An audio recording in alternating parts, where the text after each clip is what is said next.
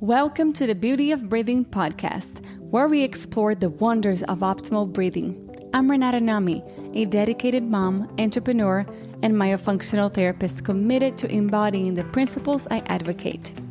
Having recently undergone a tongue-tie release and palatal expansion, I'm thrilled to guide you through the transformative journey of embracing the beauty of breathing, effortlessly and through your nose. Let us know how much you enjoy the show by leaving us a review.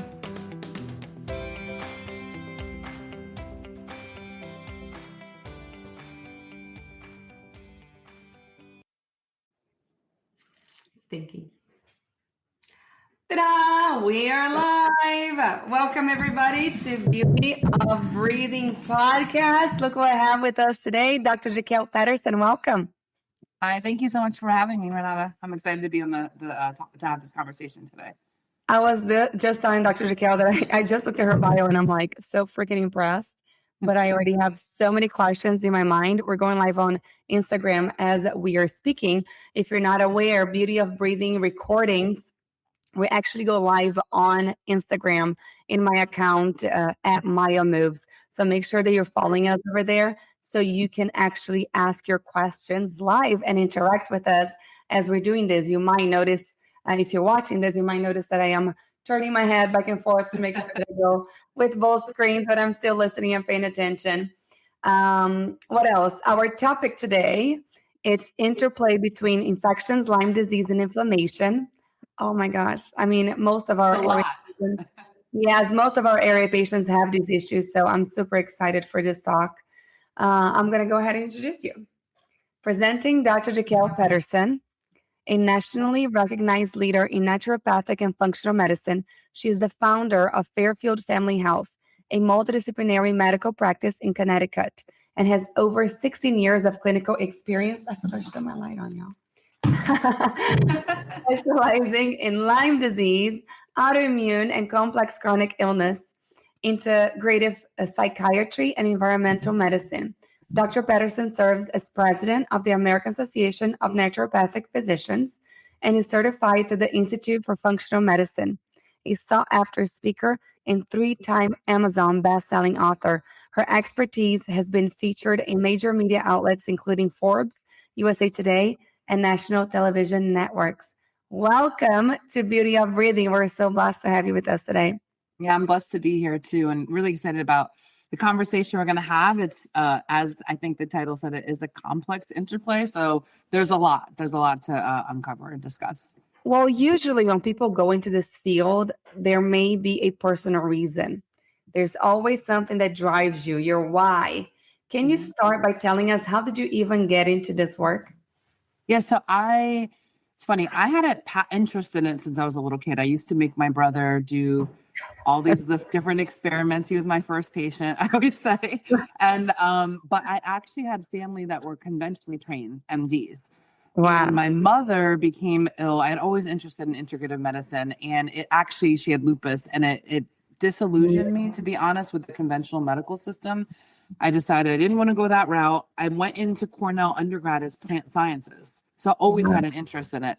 But I changed because at that time, I'm 45. It was only like Andrew Weil, Dr. Weil. There was really nobody doing like functional medicine. So I learned about it like a few years after working, and immediately when I learned of it, I was like, this is exactly what I wanted to do. I just didn't know what it was called. And so now I'm matching, exactly doing my life purpose of honestly what I wanted. I loved since I was a child, but also my mother, in terms of my story, really influenced me, because I was like, this is not how I want to practice medicine, because I didn't feel like they were looking at the root cause. They were looking at her and all these individual aspects instead of like holistically as a person. Mm-hmm. And I noticed that even as a teenager, and I was like, that's not how I would want to be a doctor. That's not how I want to practice. I really feel like we're going through an awakening where people are really starting to want to know more about their own health, and they're seeking more holistic professionals instead of just conventional medicine. Where do you see this going? I think I definitely see that. And I run a large integrative practice in Connecticut. There's 9 of us. And one of the biggest things, like there's a lot. So one of the things we say is healthcare as it should be. And like, well, what does that mean? A lot of people just feel when they come to see us, they've seen 10 doctors. And the way the healthcare model is, it's not a dig at the MDs, because they go into it for the same reasons, is they're seeing people every 10 minutes. So if you're seeing people every 10 minutes, how can you get through all the questions? This is why it takes years before they're sometimes getting like the right workup, or they're getting sent to 50 different specialists. So by the time they come to see me, they've already seen in our office like 7 to 9 doctors. And so why I think it's becoming of a more of an interest is people want to be looked at like fully, holistically, and have the time spent with them. We might spend 90 minutes in the first visit, then we're going to spend 45 minutes to an hour in the second visit. You don't get that in conventional care. And because of that, I think you get to the root of the issue. I'm sorry, my puppy is doing on something. Keep talking. That's why I had my dog leave. Yes.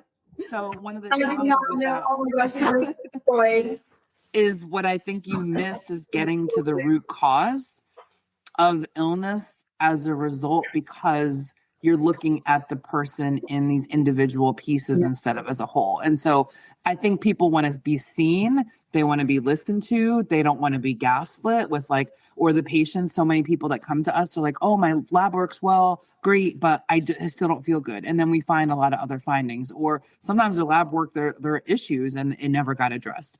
And so they're going around, and people aren't, especially you see this drive with women that are like hormones and bioidentical. Yeah. Just like, I want to feel well forever. Like, I don't want to just get by. I want to like actually thrive.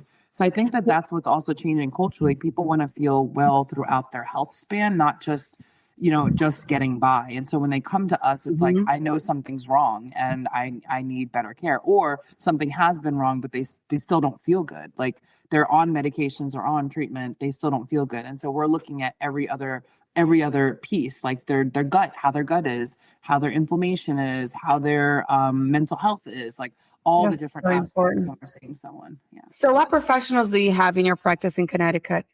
So I have other naturopathic doctors. I have APRN who is functionally medicine trained. I have an MD who's functional medicine and actually previously an ER doctor. And our nurse practitioner she focuses also on bioidentical hormones and weight loss.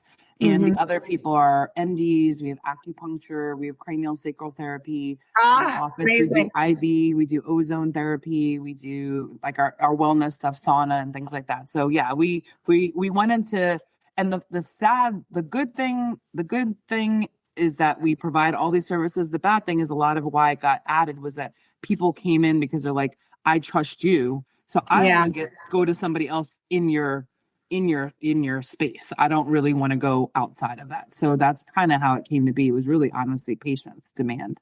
That's incredible. For listeners who may not be familiar, how do infections like Lyme disease trigger long-term inflammation in the body?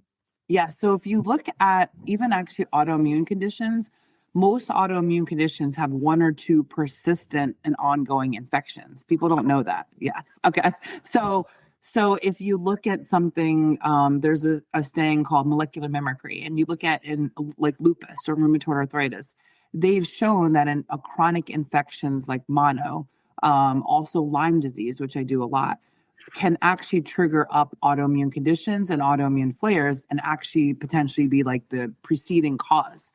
And so when you look at inflammation or infections overall, if someone has an infection, like what we saw with COVID, people had long COVID and their body almost had like an autoimmune response where they're continuing to have this inflammation, it kind of creates the cascade of infections. And so when you look at inflammation as a whole, it's acuity, like the strength of that infection, and then also chronicity. Do you have an infection for a long time causing this like chronic, what they call inflammation, that's causing an issue on your system, like a diabetes or, hypertension or something where you're having like constant inflammation. So infections can actually trigger that up, especially when they haven't been treated for. Can you talk a little bit more about Lyme disease? I feel like it's one of those things of usually those people that try everything and they just hadn't looked into it yet. It's true. So, yeah. Oh, I'm sorry. So first of all, how do you get it? Is it always through a tick bite? Every single time you get a tick, do you always get Lyme disease or not? And is there hope for these people? Yeah, so the first thing is definitely hope. And most people don't know, but and I just actually did a YouTube clip on it, but the size of the ticks can be as small as the ballpoint pen, like literally Wow. as small as a poppy seed. And those are nymphs, so they're in the middle phase of growing as like let's say of being able to transmit an infection. And like 70 to 80% are from that tiny little tick. So a lot of people think of like, oh, it needs to be really big and engorged, or it needs to be on, I like to always give like some misinformation, like it has to be on 36 to 48 hours. First of all, you don't know when it was first on, right? Because like, how do you know that that time was when you thought it was? Second, they can literally be as small as a poppy seed. I remember myself, I've had Lyme disease. Multiple members of my family have had it. I remember going out to a event and outside event, and I went to go like tie my shoes. I was like, oh, when did I get, because I have freckles, I'm like, when did I get a freckle on my shin? I'm like, that looks new. And I'm like, oh my gosh, that it was an embedded tick and it was flat. So that's just to show like it literally just looked like a freckle. So, and they also like to go into areas like your groin, your underarms, the scalp. So they hide in areas that you don't know. And one of the things is through conventional testing, like 60% of the test is false negative. So many people test false. So that's another thing. And women, even worse, we produce less antibodies. So it's even more likely for us to test false negative. Then the other thing is almost every state, I think it's like 48 states have shown to have Lyme disease. And so I always like to say that too, because people are like, I'm not in Connecticut, I'm not in, but guess what? I see people throughout the country, in Florida, in Texas, in Arizona, in California, because they have it. But the difference is there's different types of species of Lyme disease. There's like Borrelia burgdorferi, Borrelia afzelii, and so there's different ones throughout the country. And then to your question about if it's just a tick, it could be flies they're showing, mosquitoes. There's different transmission routes, and so people only thought of it as a tick, but now they're thinking with some, it could be in different ways. And then also there's co-infections like Babesia or Bartonella that are different types of tick-borne infections that can cause the same exact symptoms that people aren't aware of or they didn't get tested for. That is insane. Yeah. And the symptoms are vague. They call it the great imitator for a reason, because it imitates autoimmune conditions. I remember when I got it, one of the things, the common symptom is you'll get, let's say, joint pain, and my shoulder hurts today. The next day it's gone, and then it's over here, and then it's the knee. So you feel like you're going crazy. You're like, yeah, because you're like, why? Because if you have usually autoimmune conditions, they stay in the same spot. Like you have like arthritis, you have it in the wrist. When you have Lyme, it's because think of it, it's like a tick. It's a spirochete, so it's moving around. So that's why you'll have it jumping around. But you'll be like, maybe I slept the wrong way, especially women. Like maybe I did this, or they're tired and like, oh, probably because I didn't get enough sleep. So the downside with that is they're taking a long time before anyone actually ever works it up. And not everyone gets a bullseye rash. It's only like 50% of people get a bullseye rash. So a lot of people are definitely walking around like undiagnosed and nobody ever actually worked it up, unfortunately. I think we're like professionals in creating excuses for ourselves as women, because we just do so much. We're always so busy. So we're just expected to be tired. We're expected to like, oh, I'm just have brain fog. And we're expected. So we're like, it's just normal. It's my life. But whenever you realize it, you can actually start feeling better. You can. And you deserve to have energy, to wake up excited for the day, and to have the right dopamine release throughout your day. It just changes everything. I actually just had blood work done. I'm working with an incredible nurse practitioner local to me. And I'm in awe of how bad my blood work is on certain things, like vitamins on the ground, protein on the ground, hormones. I've never checked my hormones before, and it's the first time that I'm going through everything. I was like, oh, okay, well, it makes sense now, the things that I've been feeling, and there's hope that I'm going to be able to eventually get to a place that I feel like I used to feel when I was younger, or how I should be feeling right now. I'm 41. I'm not that old. Yeah, we're in our 40s. We're going strong. Yes. And we should remember things, and we should, we shouldn't be saying all the time. But do you mind talking a little bit more about other symptoms? What else should we be looking for Lyme disease? Yeah, so you can have brain fog, which you mentioned, and that's the tricky thing. If I have women that are like, there's a hormonal piece, but interestingly, hormones also affect different neurotransmitters like dopamine and things to focus, but Lyme does too. So it causes inflammation to the brain that can cause issues with memory, brain fog, cognition, decision making. The other symptom is like a lot of fatigue. And then other people you can actually get neurological symptoms. You can get ringing the ears, ocular issues, sensory issues. People say when they burning, their soles of their feet are like burning or tingly when they wake up. Dizziness, headaches is a common symptom. So it's a huge amount of different symptoms. And then even some people get anxiety. So a lot of, as my background also is in like an integrative psychiatry, I have a lot of patients that I see with Lyme disease that now have newly diagnosed anxiety.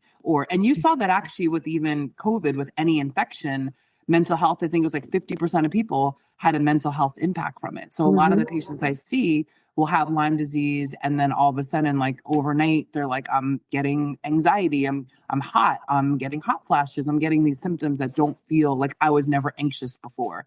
So that's why I always tell people, if there's like a change that like I was never anxious before and now it's changing, or I was and now all of a sudden and I'm not going back, that's always like a red flag. And also making sure your doctor, I'm glad you said your nurse practitioner is doing like comprehensive blood work, because a lot of patients I have, they don't get hormones checked. That's never checked. They don't have their iron checked, and infections feed off of iron. So you'll be anemic.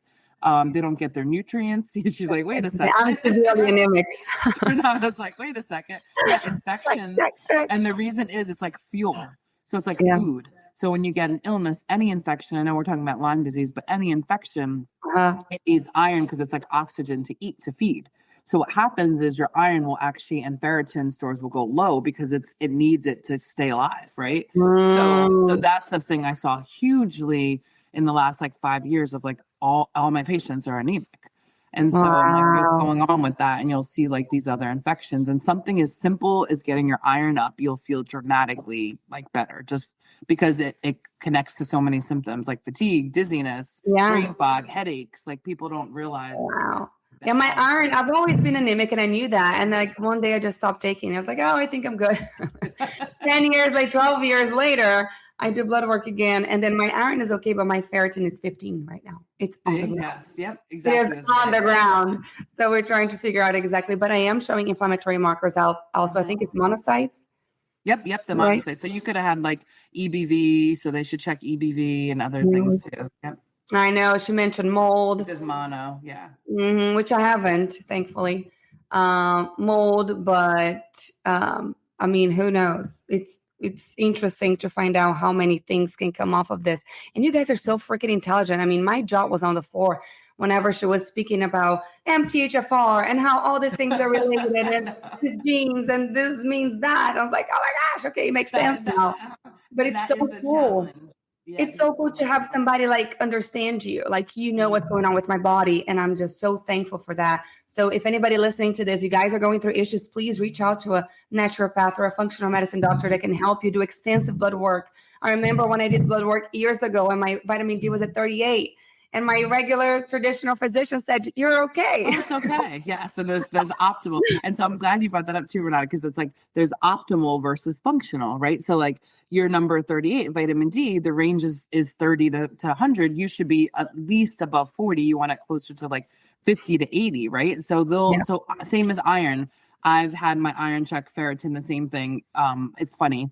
I saw a doctor. I said, I have feeling, I could tell when I'm like more anemic because I tend to run. I'm like, I want that checked. Same thing. They're like, oh yeah, your number's fine. So I'm like, I have a feeling. Can you give me the numbers? Same thing. Ferritin was 17 because the range is 16 guys to 200 something. So they'll say it's okay because it's in the range, but look at how big that range is. That range is 200 points. So you need to be at like 100. So that's one of the challenges is in the way the lab work, it's basically in the very extreme ends that like something's completely wrong versus like, okay, what do you need to actually feel really good? So they're not thinking that when they're actually going through the labs. In the airways field, we talk about low ferritin levels all the time. There's a research that shows that low ferritin can cause limb movement at night. So all these children that are sleeping and moving around a lot at night, always very important to check ferritin levels to make sure that that's not super low. 100%. My goodness, Lyme. So there is hope for these people. What does it look like when they come to your office? How long does it take for you guys to do this testing and eliminate everything else to make sure, okay, it is Lyme? And then what is the process of getting treatment? Yep. So on average, most patients with Lyme disease do see at least like 5 to 7 doctors, typically, sadly, before they get worked up. So when we see somebody, they have all those symptoms. Honestly, I'm always checking for infections all the time because so many people have them. So we test if they're positive. Sometimes we do specialty tests that are better. They have higher levels of specificity and than like a Quest or LabCorp. So we might do those too. And if they get treated, if they're IgM, meaning like they just got it, that's when antibiotics honestly are warranted or work the best, because it just came in and you want to get it out. Now, the tricky piece is when people are like, I've been struggling with Lyme disease, I think, for 10 years, or I've had it for 20 years, or I've been on antibiotics for 5 years. Those are the people that come to us often. Is it's like, I've already done the conventional treatments. And even just for people listening in, even if you've gotten treated with Lyme disease, 30% of people that have been treated with antibiotics have what's called post-treatment Lyme symptoms. So like 1 out of 3 are still going to have arthritis, fatigue, etc.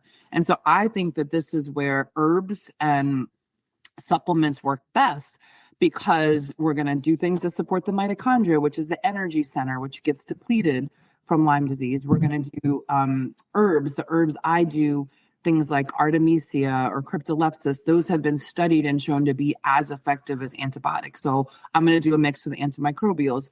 I'm also going to support their gut health. I'm also going to support their immune function. I'm also going to support like inflammation with things like turmeric or boswellia. So you're going to be covering all bases. And when you just get antibiotics, all they're doing is removing like the microbe. But if someone continues to have symptoms, it's likely because their immune system is like overdoing it, is very inflamed, and antibiotics don't fix that. So this is where I feel like, especially for people that have been suffering for a long time, where functional medicine and naturopathic medicine is like, that's where we're going to excel in much more than conventional. I have a question. I remember my whole life, out of my whole life, I remember once when I got a tick. And I just lived in St. Simon's Island in Georgia, which is this beautiful island, but there are woods everywhere. And I don't even remember where I was, but I'm sure we were outside. But I got back to my room that night, and I looked, and it was right on my back, on my lower back, sticking there. So after having let's say if I did get Lyme disease, how long until I'm not sure if I'm asking this correctly. Could I start having symptoms way after, like today? So this was probably 20 years ago. Could I start having symptoms now? Did the symptoms start right away? Do you have have symptoms? Yeah, you can have symptoms weeks after. So normally in the conventional labs, it takes about 4 to 6 weeks before you're going to show positive in labs. So that's important to know, because sometimes when I see patients, they're like, oh, I got tested right away. And I'm like, ugh, like they got tested a week after. And they're like, I was negative, so I'm okay. Okay. And I'm like, no, because your body takes 4 to 6 weeks to even produce enough antibodies. So that's the first thing. If someone gets bit, usually the best course of treatment is an antibiotic right away. And then we have to retest 4 to 6 weeks later. Now, some of my patients have antibodies for years, because sometimes, unfortunately, they get bit more than once. But then the other thing is their body just didn't clear. Some people, your antibodies can just show for a period of time, just like anything, like us getting, kids don't get it now, but chicken pox, like your antibodies might still show that you had an exposure to it before. But this is where the specialty Lyme testing is helpful, because it's kind of going to give more information about, is your body still reacting to it versus like, is it just, prior infection. So you're doing that. But at the end of the day, Lyme disease is still a clinical diagnosis. So it's going to be lab work, obviously, but also how are you actually clinically presenting with the symptoms? Are they in line with it? And then treat accordingly. So your body can get rid of it? Over time, the antibodies could clear, yes. And then, this is the tricky thing. I have some people will have a couple, the wife will be completely sick with Lyme. And then they're like, let me just check my husband. The husband's numbers are worse than the wife. The wife has all the symptoms. So I'm always like, I always say to patients, like, why does that happen? And so some think about like parasites and other things we get exposed to, or how some people are like gut, they have like what they call iron stomach and they don't get affected. Another person has a stomach bug. My opinion on that is that the body, it should mount a response, right? And react and do something. But if you're having tons of burden, your body, like for some people, you're going to be more sensitive, or if your immune system is dysregulated, or is at a low point, or if the significance of it is a lot higher. So yes, some people have it and they're asymptomatic and they're fine and they're living their best life and they have no symptoms. For the most part, most people, that's not the case, but there are some cases like that for sure. How closely connected are the immune system and nervous system when it comes to chronic infections and inflammation? It's very connected. In fact, if you look at Lyme disease, it affects certain centers and also just infections. What happens is there's the blood-brain barrier. So that's the barrier that keeps things in and out of your brain that should stay and not stay. Just like, so there's a saying called leaky gut, leaky brain, right? So I have that. You have that, see? So you just like people. Yeah, I'm telling you. Yeah, so people are very familiar with the gut part, but people don't know about it for the brain. So the same is the case for the brain. It mostly keeps everything out. The challenge is if you're having a lot of infections like Lyme disease or just in general viruses, that blood-brain barrier gets weakened, just like how people say the gut gets weakened. And you have these things that go through. And what they do is they attack certain areas of the center of the brain. The common areas is the hippocampus, which is for memory, the prefrontal cortex, which is like the decision making. And so that's why you'll see people that have like Lyme disease, they start forgetting things, short-term memory, long-term, they're like, I can't make basic decisions. I have patients say, I have this in my mouth, but I can't say the words. Like, I know this is a cup, but I can describe everything that there's water and stuff in it, but I can't say it's a cup. And that's all because those centers, anterior cingulate cortex, all these areas that relate to cognitive function all get impacted. And that can happen if you've had these chronic and persistent long-term infections like Lyme disease, and is why with Lyme disease, you'll see rage. You'll see temperamental issues with Bartonella. You'll see a lot of anxiety. You'll see OCD. So all of those areas of the brain impacted that can cause those symptoms as well. One of my questions was, and you answered earlier, why do some patients recover quickly from infections while others develop chronic symptoms that persist for years, which you mentioned that already.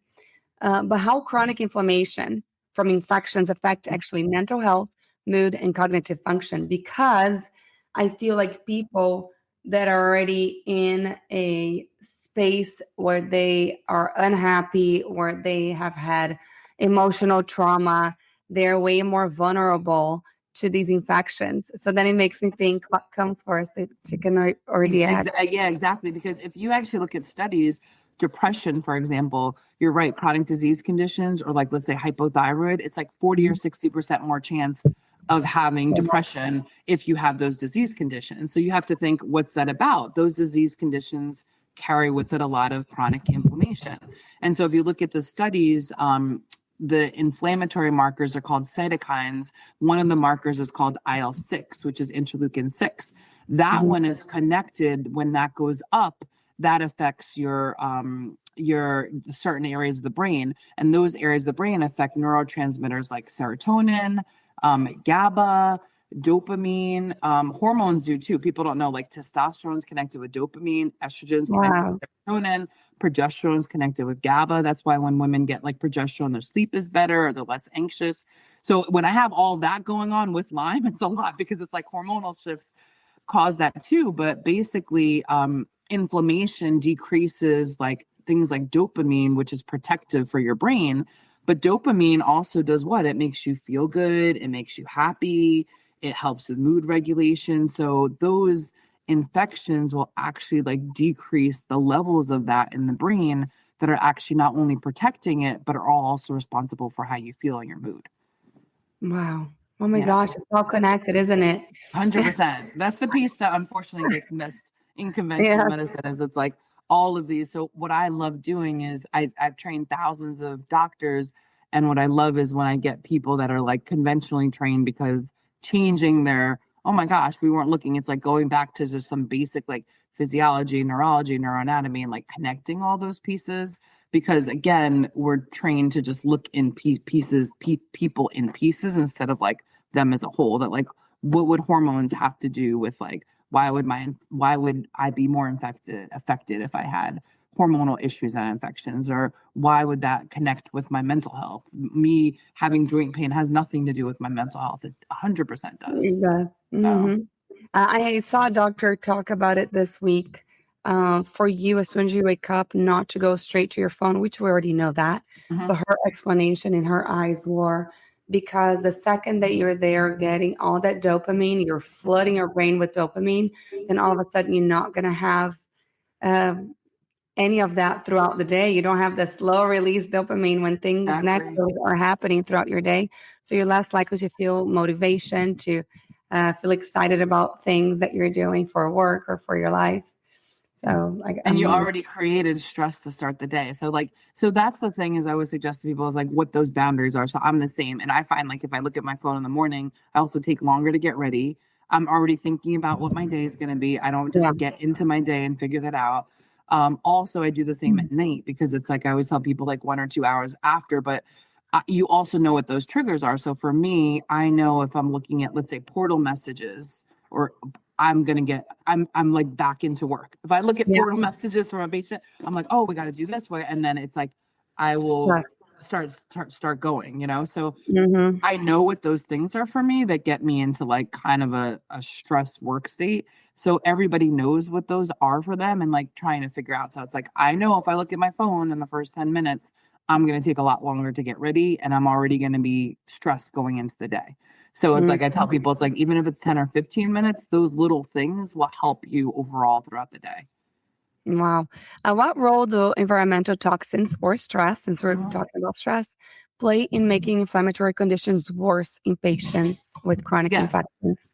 Yeah, so environmental exposures, they've shown like air pollution, which has like arsenic, metals, when you look at like lead, mercury, huge impact, actually connected very much even with autoimmune conditions on the ability for the body to like process things. So we have our liver that's really needing to filter these things out. And these are all important for the body's ability to be able to manage inflammation. It decreases. You want to always decrease the toxin burden because these, like, for example, metals like lead, they cause your body to have also an inflammatory response as well. So if you're having that coupled with it, and there's so many studies on that and like inflammation, but even like as it relates to mental health. So good things that are supporting it are like zinc and vitamin E and glutathione and NAC and all these antioxidants to basically support your body's ability to like process that out of the system. Amazing. How many months would you say that it takes for somebody to get this Lyme treatment? Yeah, typically that's a really good question. So it depends, first of all, on like how long they've had it. If somebody's pretty new in getting it, I'd say like 3 to 6 months. Typically, if somebody's been longer, I'd say like 1 to 2 years. But I do tell people we want to see traction within at least 3 months. And by 6 months that they're like in momentum. If it's not, that's when I'm like, something else is going on. Like mold, like you mentioned, like because mold suppresses the immune function. So you're not responding to anything. Or is it a heavy metal? Or is it, so we want to look at other reasons because you should start, the needle should move forward. I always tell people you shouldn't be feeling unwell for a year before you start feeling better. You need to have some traction within a certain time frame that's reasonable. Since you guys have so much experience in treating Lyme, what does treatment for Lyme does not look like in case somebody's out there getting treated and they're not getting better? That's good. Yes. Yeah. So what it doesn't look like is someone that, I love that question, actually. What it doesn't look like is someone getting it and they were given antibiotics for 2 days. I've had that. They're given treatment for 7 days and they're done and they're told, oh, you don't have it you're good. What treatment doesn't look like, they don't retest it. I've had patients where they've done it for 2 days. The doctor says you're good to go. you don't have Lyme disease anymore, and they don't even retest it to see like whether or not it's Mm. effective. What it also doesn't look like is someone that's been on antibiotics for 3 to 5 years, and they're like, I still feel junk, like I still feel really bad. Because I'm like, there's not a reason why you should be feeling bad if under treatment. This is not a, and then, but they feel helpless because they're like, I don't know what else to do.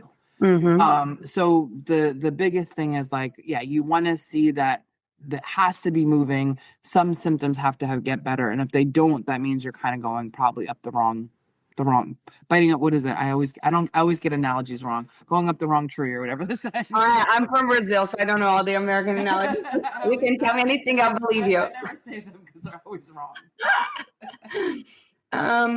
Last question before we go. What is your favorite tool?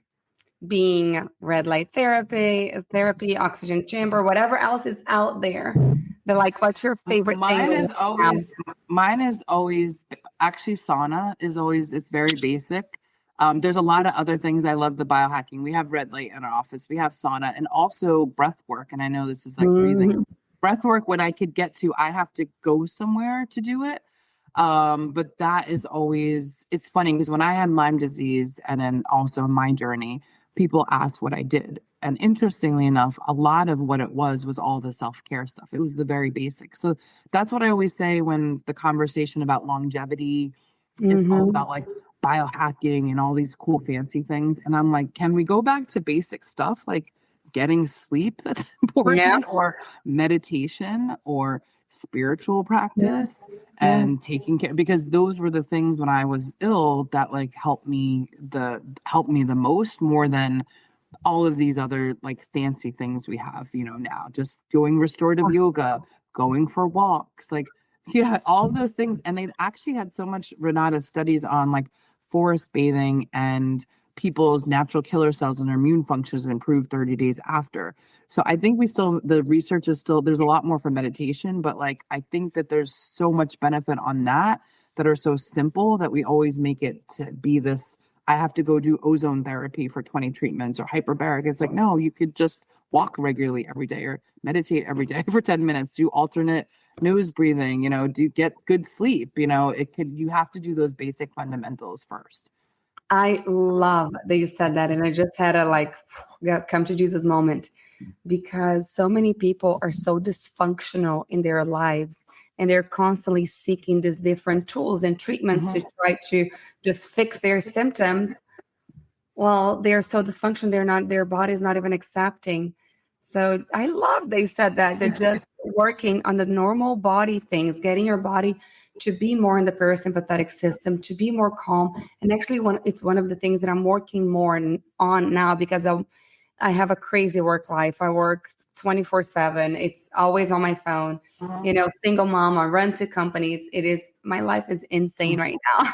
And I am making more of an effort to live a normal life, to like wake up and be like, it's okay. It's a new day. Thank you, Jesus, for me being here. Breathing and just going step by step. Like if I feel like I need to empty my dishwasher today or which I have a cleaning lady, but doing the normal things that I used to do normal in life that just give me the extra time without my phone, without stressors. How important that is. Or like you said, going on a walk. Oh my gosh. Yeah, hugely. Yeah, just doing that. Even if it's like these micro moments, I tell people like 5 minutes, or what you just said. Sometimes I go, I'm going to do once a week. I say, I'm not going to do anything one of these days. Like one of the days, I never say what day it is. I don't say every Saturday. I don't say every Sunday. It's like, I'm not doing work for me. And I might pay the consequence later, but I'm like, I'm not doing anything. I'm not checking my emails. I'm not checking this. And I do that at least usually one day a week, if I can't at least half a day, where I'm like, I'm just not looking at it for a period of time. Something as simple as that is like growth. Oh my gosh. And we don't give ourselves credit. Women, I feel like we're so, we're under so much pressure and so much expectation. And for all moms and women out there, you need to give yourself grace. It's okay for you to stop. It's okay for you to breathe. It's okay for you to sit on the couch and not do anything. And say no, to going to something maybe. Too. Exactly. To take time for yourself. Go sit in the back on your porch and read a book. for 30 minutes. It is okay. The dishes are going to get done later. Your friends are going to wait. Like, it's totally fine. And I think especially in the United States, I'm from Brazil, and I've been blessed enough in the last couple of years to travel in different places and in the world, and seeing how other cultures just live a normal life. It's so normal for them to leave work at a certain time and go hang out with friends, go sit around and just have this community and not be so stressed out with work like we are in America. So women out there, one, give yourself grace, go for that walk, breathe a little bit, sleep. Yes, work on your sleep, and then go look for a professional that can do extensive blood work to find out exactly what is happening. Yesterday, I also heard another doctor say that a lot of times, and I'm one of those people that I'm always, what is the word? Always overwhelmed, but it's a quick click for me. What is it called? It's not overwhelmed. It's a different word. Or busy, right? I don't like to use the word busy. Stimulated. That's the word. Overstimulated. I'm always so, like, noises bother me. Like loud noises, like I freak my whole body. I feel it in my whole system. And he mentioned that it could be nutrient deficiency that makes you like that. That makes so much sense. So maybe you're dealing with something and you're like short-tempered with your children and with people at work, and maybe there's something underlying going on. However, you cannot heal a body if you don't let your body heal. Yes. So letting your body be in a state, in a stance where you are going to allow yourself all of those treatments actually work. Because I feel like a lot of people that we see are those people that have tried everything and nothing has worked. But they are this literally opened my mind up so much what you mentioned. They're in a stance that they're not allowing. Oh yeah, you have to allow, because it's like you're taking care of yourself. So it's like when you're seeking to even treatments, like, oh, I'm going to do all these fancy. It's like, but are you doing anything, or are you making yourself a cup of tea? Like I have people do something as simple as that, like make a passion flower tea to help when you're going to sleep, because you're giving something to yourself. Because I think a lot of those other things are giving to yourself, like walking, meditation, breathing. You're doing versus seeking outside all the time. So that's the first step of what that looks like for you. Incredible. Well, thank you so much, Dr. Jaquel. This has been such an incredible talk with you. I got so many more ideas in my mind. Thank you for spending this time with us. Guys, if you're not following The Beauty of Breathing, we are on your favorite podcast platform. Make sure you follow us. And also, how can people find you? Do you mind also sharing about your books before we go? Oh, yes. So you guys can find me at Fairfield, FAIR, Field Family Health. .com, and on Instagram I'm at naturopathic.physician, and the books I've written are all available on Amazon. It was on long COVID and beyond, and also women and Lyme. So that was really important to me, because all the content, they didn't take into perspective like hormones. And so the reason I wrote that book was to have it from like a female perspective and the hormonal interplay when it comes to infections. I love it. I would love to have you back to talk about long COVID. Oh, 100%. Huge in my breathing field also. Well, thank you so much. I hope you have a wonderful day, guys. Thank you. We'll see you next week. Bye. Thank you. Bye-bye. Thank you for joining us on another insightful episode of the Beauty of Breathing podcast. Make sure to join the conversation on our Instagram page, Myo Moves, and continue exploring the fascinating world of airway health with us. Until next time, let's breathe deeper, live fuller, and discover the beauty in each breath. Quick disclaimer: the Beauty of Breathing podcast has been produced for entertainment, educational, and informational purposes only. All of the content, views, and opinions shared by our hosts and guests should not be a substitute for medical advice. Please consult with your healthcare professional for any medical questions.